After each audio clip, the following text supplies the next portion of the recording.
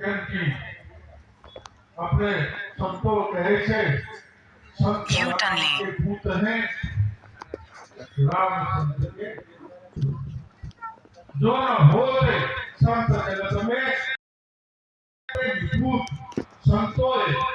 भगवान ना ओळखाण करावे पिता ना ओळखाण જેમ एक शिष्य गुरु ना ओळखाण करावे यदि शिष्य सुयोग्य होय सेवाभावी होय सरल होय જેમ અમારે પૂર્વ શ્રી સ્વામી वैष्णव सम्राट मोहनदास जी महाराज ने कहा सरल स्वभाव होना मन कुतलाई यथा लाभ संतोष सदाई सरल स्वभाव जेना होय ई हमारे लिए सदा वंदनीय છે પૂજનીય છે તો એવા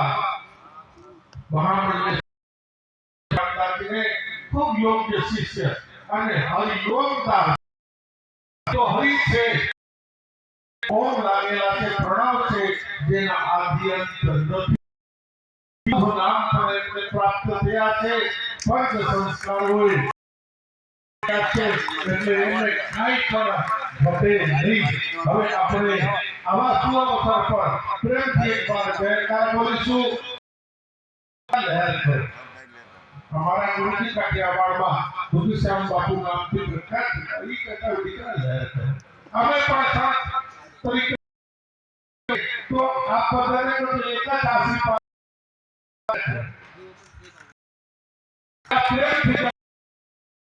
बोलिए